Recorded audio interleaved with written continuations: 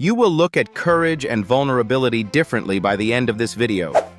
For this is not a tale of grand victories or legendary feats, but an extraordinary revelation of human struggle and divine intervention.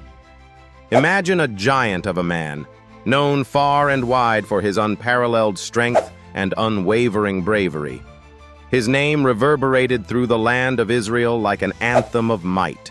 His grip was like iron, and his resolve was as resilient as the most formidable fortress. His name was Samson. But what if I told you that Samson, the towering hero, faced an overwhelming storm, not from a fearsome army, but from a silent and clandestine battle within his own heart? Samson, a mighty Nazarite with hair untouched by the blade, was a man of destiny, chosen by the divine to deliver his people from the oppressive hands of the Philistines. His reputation was one of fierceness, a man with the devastative force to tear apart a lion with his bare hands, and the audacity to single-handedly vanquish an army with nothing but the jawbone of a donkey. Yet, beneath the exterior of invincibility, Samson was plagued by a vulnerability that gnawed at his soul. He was a man of immense desires, and his heart was a battleground of loves forbidden, a weakness hidden beneath the armor of his physical prowess.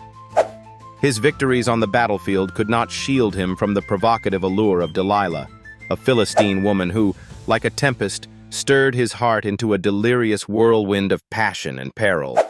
Her beauty was a siren's call that Samson could not escape, despite knowing the dangers her presence cast.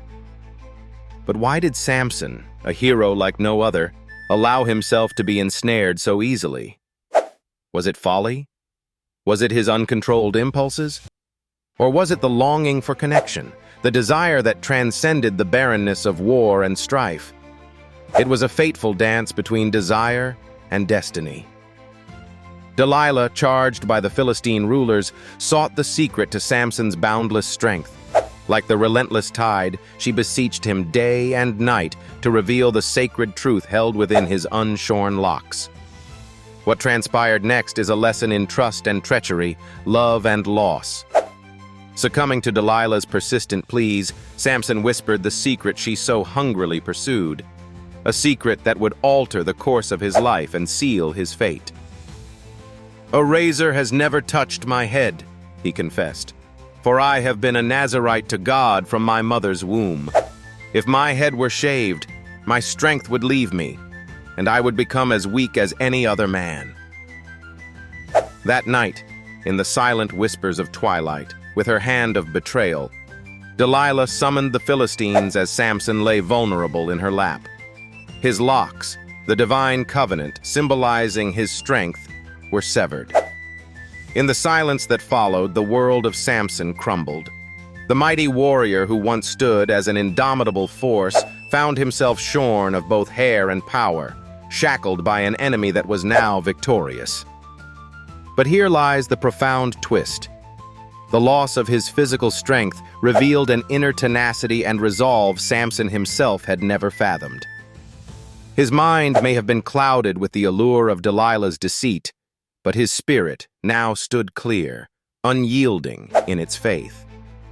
As Samson languished in the prison of Gaza, blinded and bound, his hair began to grow, and with it, a renewed sense of purpose. The darkened chambers of his solitude became the crucible in which his faith was tempered.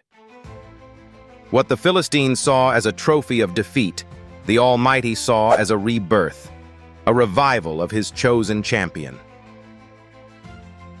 On the final day of his bondage, as he was paraded in mockery before the assembly of Philistine lords, Samson called out to God with a fervor and humility never before heard from the giant of Israel.